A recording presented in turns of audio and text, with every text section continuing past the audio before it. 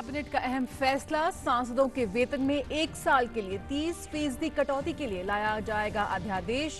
सांसद निधि को किया 2 साल के लिए स्थगित। कोविड-19 से निपटने में उपयोग की जाएगी ये राशि। राष्ट्रपति, उपराष्ट्रपति और राज्यों के राज्यपाल स्वेच्छा से कम वेतन लेंगे।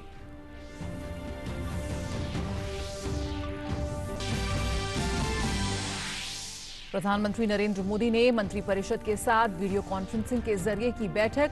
पीएम ने विभागों को कारोबार निरंतरता योजना पर काम करने के लिए कहा, जहां हॉटस्पॉट मौजूद नहीं है। गरीब कल्याण योजनाओं को लाभार्थियों तक पहुंचाने पर दिया जोर।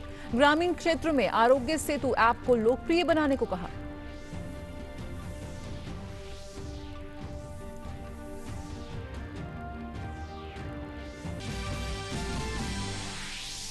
देश में कोविड-19 संक्रमण के मामले बढ़कर हुए 4,281।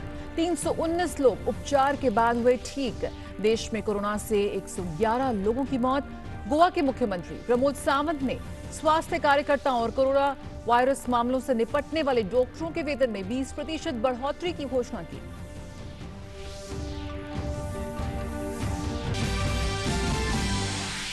कोविड-19 महामारी से करहाती दुनिया। कोरोना संक्रमितों की संख्या 13 लाख के पार। मरने वालों का आंकड़ा 74,000 से अधिक। जापान में कोरोना वायरस से निपटने के लिए आपातकाल की घोषणा और $1 ट्रिलियन प्रोत्साहन पैकेज लॉन्च करने की संभावना। ब्रिटेन के प्रधानमंत्री बोरिस जॉनसन को आईसीयू में किया गया भर्ती।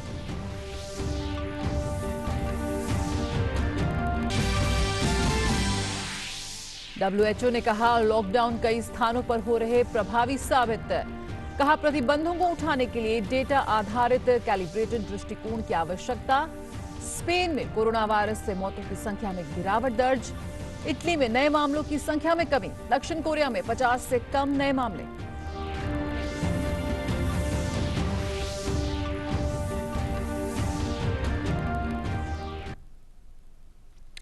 नमस्कार, समाचारों में आप सभी का बहुत बहुत स्वागत है। मैं हूं जया सिन्हा और शुरुआत करेंगे इस वक्त की अहम खबर के साथ। केंद्रीय मंत्रिमंडल बैठक में कई अहम फैसले लिए गए और अगले 2 साल तक सांसद निधि का पैसा कोरोना के खिलाफ लड़ाई में इस्तेमाल किए जाने को मंजूरी प्रदान की।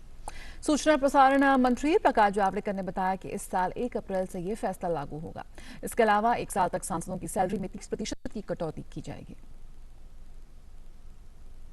एमपी लैड को अब 2 साल के लिए स्थगित किया जाएगा, यानी 2021 और 21-22, और हर सांसद के जो 2 वर्ष के सांसद निधि है वो 10-10 करोड़ रुपए वो भी देश के कंसोलिडेटेड फंड में जमा होंगे।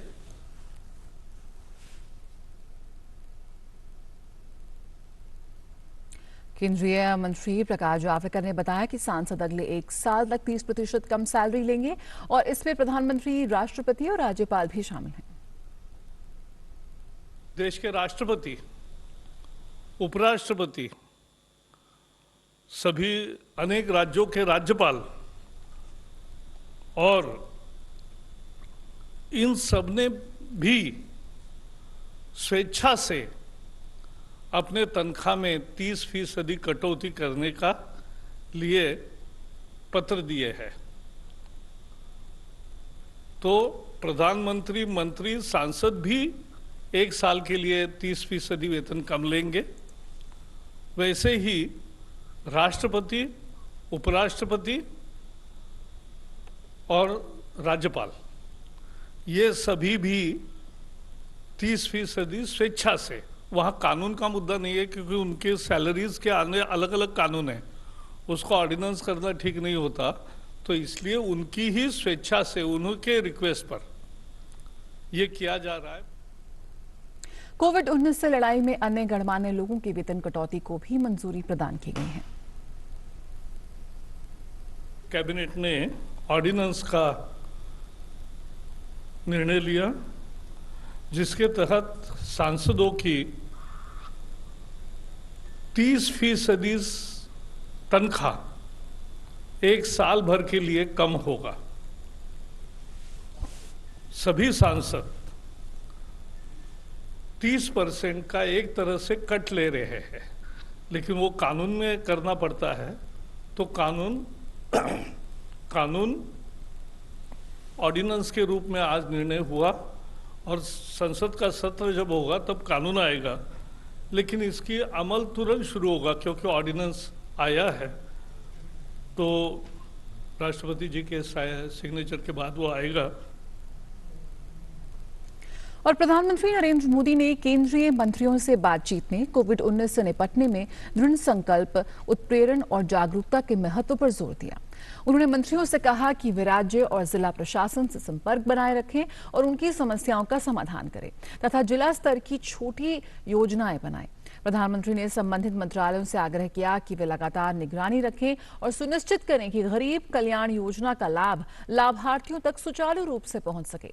प्रधानमंत्री मोदी ने मंत्रियों से कहा कि वे आरोग्य सेतु ऐप को ग्रामीण क्षेत्रों और निचले तबकों के बीच लोकप्रिय बनाएं।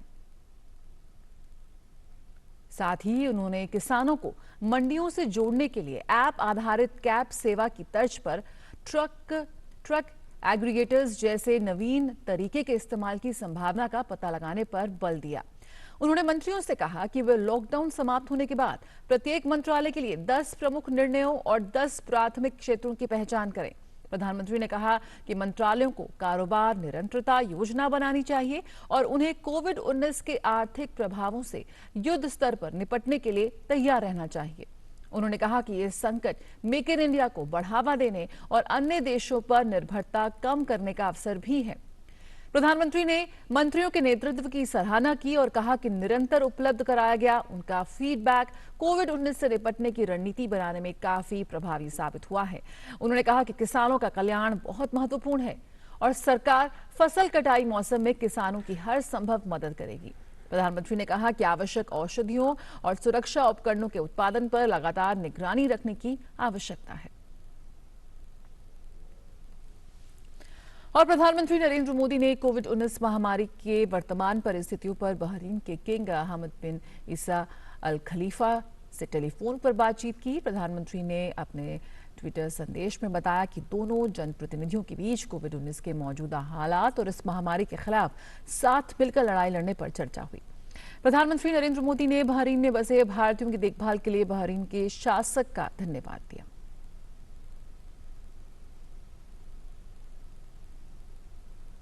और इस वक्त कोविड के मामलों की अपडेट की बात करें तो देश में कोविड-19 संक्रमण के मामले बढ़कर 4,281 हो गए हैं, जिनमें से 1,445 मामले जमात से जुड़े हुए हैं। देश में कोरोना के सक्रिय मामलों की संख्या 3,851 है। 318 लोग उपचार के बाद ठीक हो गए, उन्हें घर भेज दिया गया है। देश में कोरोना से अब तक 111 लोगों की मौत हो चुकी है। गृह मंत्रालय ने कहा कि 25,000 से ज्यादा तबलीगी जमात के कार्यकर्ताओं और उनसे संपर्क में आने वाले लोगों को क्वारंटीन किया गया है। उन्होंने कहा कि हरियाणा के 5 गांवों को सील कर दिया गया है और 1750 विदेशियों को ब्लैकलिस्ट किया गया है।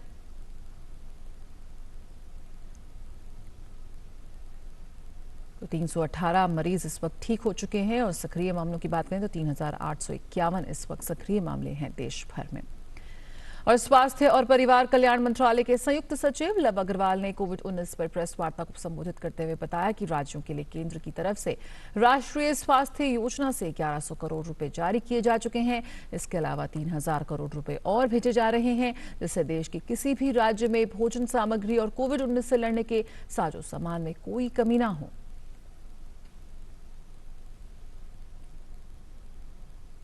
तो लगातार केंद्र सरकार की ओर से तमाम राज्यों को इस वक्त मदद भेजी जा रही है। और गोवा सरकार ने राज्य में किसी भी संभावित संदिग्ध कोरोना वायरस मामले का पता लगाने के लिए एक राज्यव्यापी सर्वेक्षण कराने का फैसला किया है। गोवा के मुख्यमंत्री प्रमोद सावंत ने सोमवार को इस बात की जानकारी दी। ये सर्वे 13 अप्रैल से शुरू होगा। हर घर में हमारे हेल्थ वर्कर रहे, जो हमारे बाकी गवर्नमेंट स्टाफ रहे, जो प्राइमरी टीचर्स या बाकी टीचर्स जाके हर एक का एक फॉर्मेट दिया हुआ है।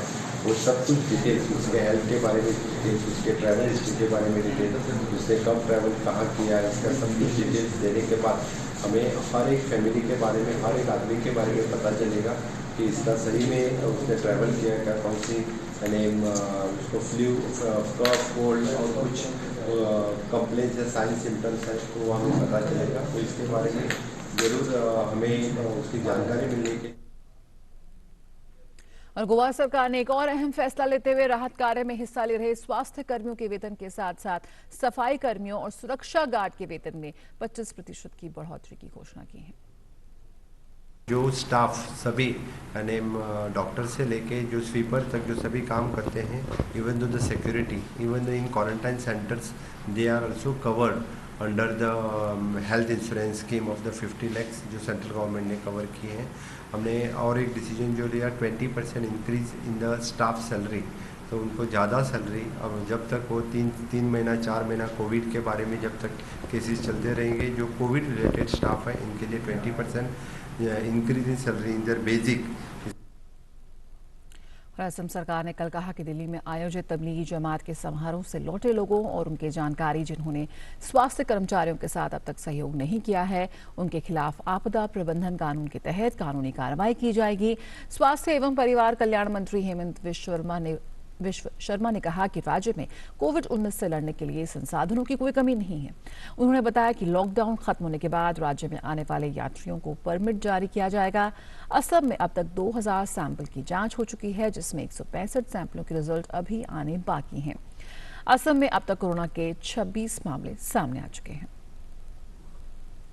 और इस वक्त कोरोना वायरस के मामले पर हमारे साथ जुड़ रहे हैं संवाददाता मेरठ से अनुज यादव। अनुज, सबसे पहले आपसे ये जानना चाहेंगे कि इस वक्त क्या कुछ स्थिति है लॉकडाउन को लेकर, एसेंशियल सर्विसेज को लेकर?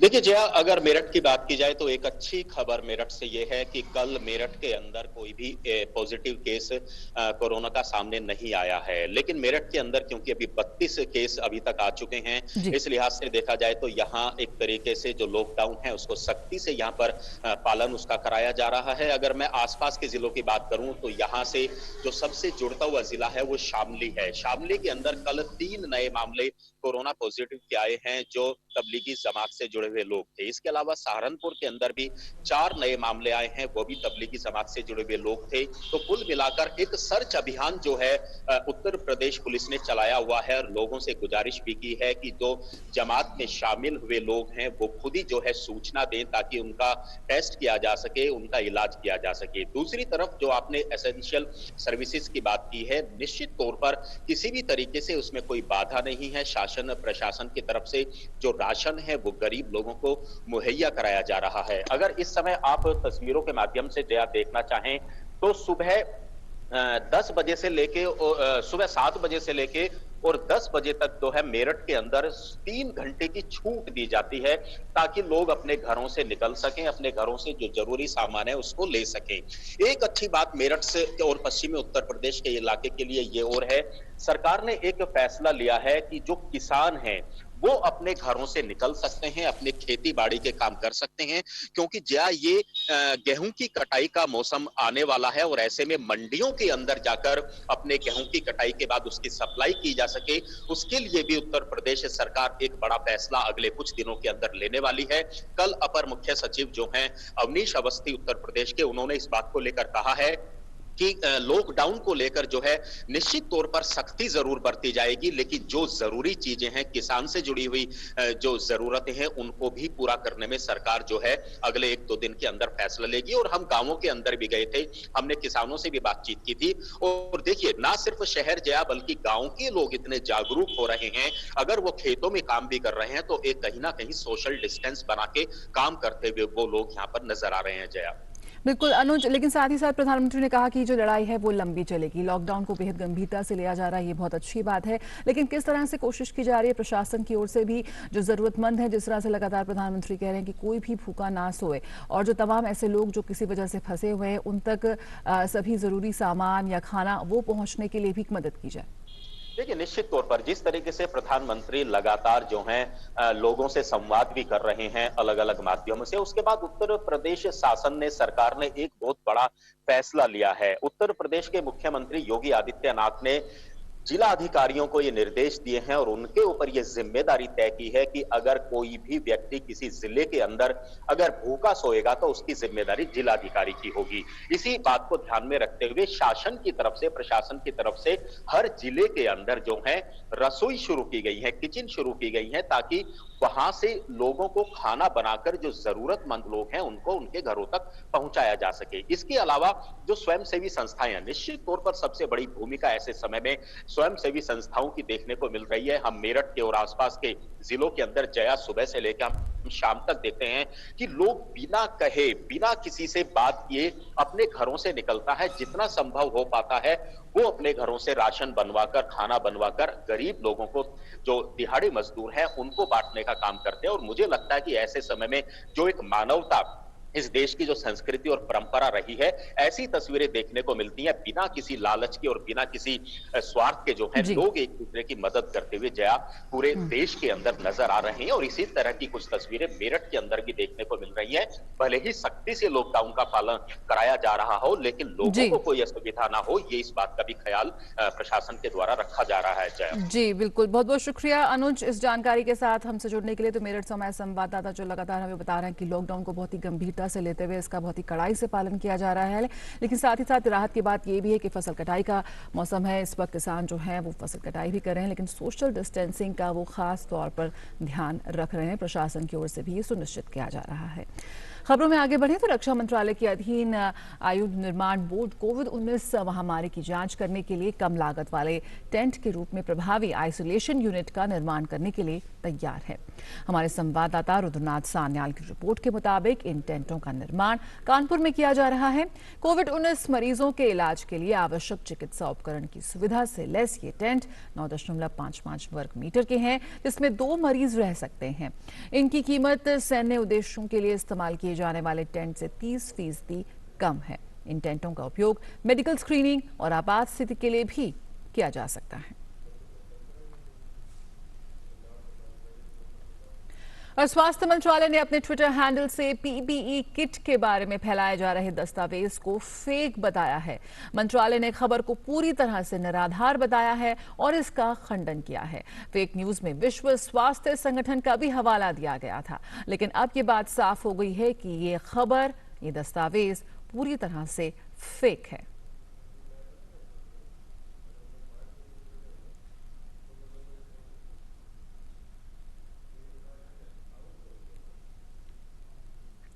और केरल में डाक विभाग ने एक ऐसे ऐप की शुरुआत की है जिससे लोग इस मुसीबत के समय में अपनी पेंशन पा सकेंगे। लोगों को इससे फायदा हो सके, इसके लिए डाककर्मी काफी सक्रिय भूमिका यहां निभाते नजर आ रहे हैं।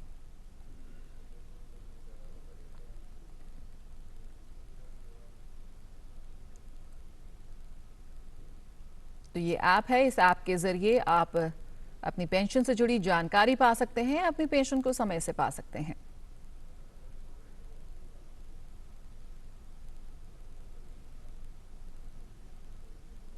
लोगों को बेहतर सुविधा पहुंचाने के लिए यहां पर तकनीक का बखूबी इस्तेमाल किया जा रहा है। किसी भी जानकारी के लिए आपको कहीं जाने की जरूरत नहीं है, घर बैठे आप इस ऐप के जरिए अपनी पेंशन से जुड़ी जानकारी पा सकते हैं। केरल में ये ऐप की शुरुआत की गई है और प्रधानमंत्री नरेंद्र मोदी ने सोमवार को ऑस्ट्रेलिया के प्रधानमंत्री स्कॉट मॉरिसन से फोन पर बात की। प्रधानमंत्री नरेंद्र मोदी और प्रधानमंत्री मॉरिसन ने कोविड-19 महामारी से निपटने के लिए दोनों देशों की सरकारों द्वारा अपनाई जा रही घरेलू रणनीतियों पर चर्चा की। साथ ही दोनों नेताओं ने महामारी से निपटने के तरीकों पर अनुभव साझा करने के महत्व पर भी सहमति जताई। प्रधानमंत्री मोदी ने कहा कि भारत सरकार लॉकडाउन के कारण भारत में फंसे किसी भी ऑस्ट्रेलियाई नागरिक को आवश्यक सहायता उपलब्ध कराने को तैयार है।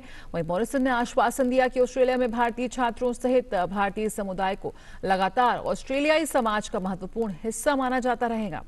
दोनों नेता वर्तमान स्वास्थ्य संकट का समाधान निकालने के प्रयासों में व्यस्त रहने के बावजूद हिंद प्रशांत क्षेत्र सहित भारत ऑस्ट्रेलिया भागीदारी के व्यापक महत्व पर चौकस रहने पर भी सहमत हुए। और कोरोना वायरस महामारी से लड़ने के लिए भारतीय रेलवे पूरी तरह से तैयार है। रेलवे ने 5000 पैसेंजर ट्रेन के डब्बों को आइसोलेशन वार्ड में बदलने का निर्णय लिया है, जिसमें अब तक 2500 डब्बों को तब्दील किया जा चुका है। रेलवे ने आइसोलेशन वार्ड को लेकर क्या तैयारियां की हैं और क्या पुख्ता इंतजाम किए गए हैं, इसका जायजा लिया संवाददाता अभिषेक सिंह ने। कोरोना वायरस के खिलाफ जंग में भारतीय रेलवे की भूमिका काफी महत्वपूर्ण है। चाहे वो एसेंशियल कमोडिटीज को मालगाड़ियों के जरिए एक जगह से दूसरे जगह भेजने की हो या फिर मास्क या सैनिटाइजर बनाने में हो, लेकिन रेलवे की जो सबसे बड़ी भूमिका है वो है रेल बोगियों को आइसोलेशन वार्ड में तब्दील करने की। मैं आपको यहाँ दिखाना चाहूँगा कि किस तरीके से रेलवे जो है वो यहाँ पर काम कर रही है। जो 5000 बोगियों को रेलवे ने ये निर्णय लिया गया है कि उन्हें जो है आइसोलेशन वार्ड में उन्हें तब्दील किया जाएगा। और मैं आपको यहाँ पर दिखाना चाहूँगा कि ये आप जो मेरे पीछे जो ये बोगी देख रहे हैं, कोविड-19 के नाम से इसे आइसोलेशन सेंटर बनाया गया है। इसके अंदर जो है जो ये यहाँ पर उत्तर रेलवे के अंदर जो इस तरह के आइसोलेशन कोच बनाए जा रहे हैं, उसके अंदर 5 मरीजों को रखने की क्षमता है। भारतीय रेल ने 5000 कोचेस को आइसोलेशन वार्ड्स में बनाने का निर्णय लिया है। ये 5000 कोचेस देश की विभिन्न जगह पर लगभग 133 स्थानों पर इन कोचेस का निर्माण हो रहा है। ये हमारे एग्जिस्टिंग कोचेस हैं स्लीपर और जनरल क्लास के, जिनको हम कन्वर्ट कर रहे हैं आइसोलेशन वार्ड्स में। इसमें 16 बेड्स प्रत्येक कोच में रहेंगे, एक डॉक्टर्स रूम भी रहेगा, सभी तरह के एसेंशियल इक्विपमेंट्स जो किसी भी इमरजेंसी पड़ने पे ज़रूरत पड़ती है वो रहेंगे, इंक्लूडिंग ऑक्सीजन सिलेंडर्स। ये किसी एक कोविड-19 हॉस्पिटल से अटैच रहेंगे और वहाँ के डॉक्टर्स की देखरेख में इन कोचेस का में सारी मेडिकल सुविधाएं प्रोवाइड की जाएंगी। अभी हमने 2500 कोचेस का निर्माण कर लिया है और लगभग एक हफ्ते के अंदर अन्य जो 2500 कोचेस हैं उनको हम बना लेंगे। उम्मीद है कि आगे अगर ज़रूरत पड़ेगी कि बहुत कम नोटिस में हम इन कोचेस का निर्माण कर सकते हैं। डीडी न्यूज़ पे आप एक्सक्लूसिव तस्वीरें देख रहे हैं मेरे साथ, जिसके अंदर मैं आपको इस कोच के अंदर दिखाना चाहूँगा कि इस कोच के अंदर जो है जो यहाँ पर टॉयलेट बनाया गया है, किस तरीके का वॉशरूम होगा यहाँ पर। ये यहाँ पर जो है ये नहाने का जगह बनाया गया है, किस तरीके से यहाँ पर जो है यहाँ बाल्टी रखे गए हैं, मग रखे गए हैं और नहाने की पूरी व्यवस्था की गई है यहाँ पर। और इसके अलावा जो है इसके दूसरे तरफ अगर हम देखें तो यहाँ पर जो है इसके अंदर जो है जो पुराना टॉयलेट जिस तरीके से होता था वो यहाँ पर टॉयलेट यहाँ पर बनाया गया है। तो बिल्कुल साफ सफाई के साथ साथ जो भी इसमें लोग रहेंगे उनके लिए काफ़ी ध्यान दिया गया है। इसके अलावा भी जो आपको मैं यहाँ पर दिखाना चाहूँगा कि पैरामेडिक्स हैं, उनके लिए यहाँ पर जगह बनाया गया है, उनके लिए भी यहाँ पर जो है जगह बनाया गया है। मेडिसिन के लिए यहाँ पर जगह बनाया गया है, जो नर्सिंग स्टाफ है उनके लिए यहाँ पर जगह होगी। साथ ही साथ इसके अलावा भी जो आप देख सकते हैं कि किस तरीके से इस जो बोगी है इसमें 5 जो मरीज हैं उनके लिए यहाँ पर उन्हें क्वारंटाइन करने की व्यवस्था की गई है। Abhishek Singh, DD news, Delhi. तो यहाँ पर भारतीय रेलवे की ओर से एक बड़ी पहल। और लॉकडाउन की वजह से भारत बांग्लादेश के बीच व्यापार ठप हो गया है। सीमा पर ट्रकों की आवाजाही बंद है। भारत बांग्लादेश सीमा और आईसीपी पेट्रोपोल के नजदीक कई ट्रक ड्राइवर और मजदूर लॉकडाउन की वजह से फंस गए हैं। बीएसएफ की 179वीं बटालियन ने स्थानीय एनजीओ की मदद से उन ट्रक ड्राइवरों और मजदूरों को राशन बांटा। सभी मजदूरों को 10 दिनों का राशन दिया गया है। राशन वितरण के दौरान सोशल डिस्टेंसिंग का भी ध्यान रखा गया। इसके अलावा आसपास के क्षेत्रों में 50 गरीबों और बेघरों के बीच भी बीएसएफ ने राशन वितरण किया।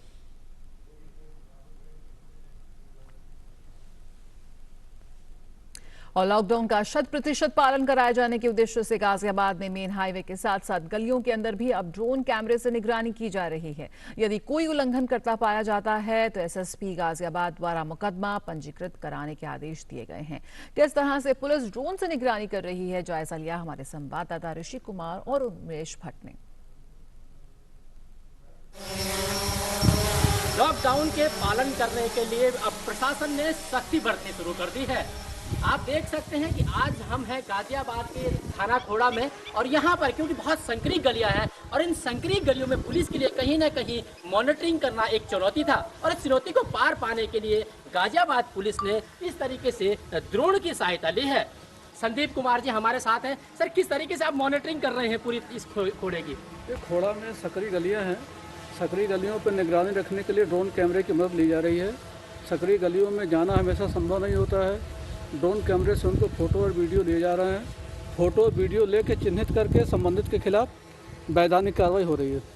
लोग जो है लॉकडाउन का सख्ती से पालन नहीं कर रहे हैं, उनको जो है इस ड्रोन से उनकी मॉनिटरिंग की जा रही है और उन पर जो है उसके बाद सख्ती से जो है कार्रवाई की जा रही है।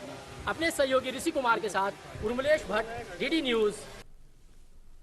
तो पुलिस की ओर से यहाँ कड़े कदम उठाए जा रहे हैं। और अंतर्राष्ट्रीय खबरों में बात करें तो कोरोना वायरस से संक्रमित ब्रिटेन के प्रधानमंत्री बोरिस जॉनसन की स्थिति बिगड़ने के बाद उन्हें लंदन के सेंट थॉमस अस्पताल के आईसीयू में शिफ्ट किया गया है। ब्रिटेन के विदेश मंत्री डोमिनिक रॉब ने फिलहाल उनका कार्यभार संभाल लिया है। प्रधानमंत्री कार्यालय ने इसे एहतियात के तौर पर उठाया गया कदम बताया है। साथ ही कहा कि इमरजेंसी जैसे हालात नहीं हैं। ब्रिटिश प्रधानमंत्री को 5 अप्रैल को कोरोना वायरस के लक्षण दिखने के बाद अस्पताल में भर्ती कराया गया था।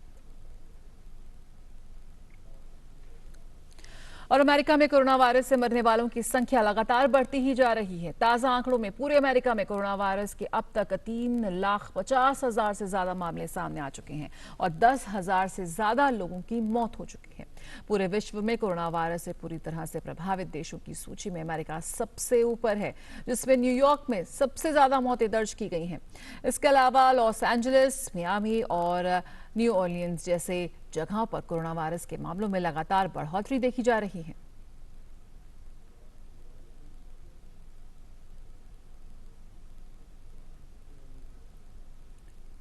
और दिल्ली में मई में होने वाली निशानेबाजी की विश्व कप प्रतियोगिता कोरोना महामारी के चलते रद्द कर दी गई है। इस संबंध में आईएसएसएफ ने एक बयान जारी करके कहा कि कोरोना वायरस महामारी के कारण नई दिल्ली आयोजन समिति को राइफल, पिस्टल और शॉटगन विश्व कप रद्द करना पड़ा है।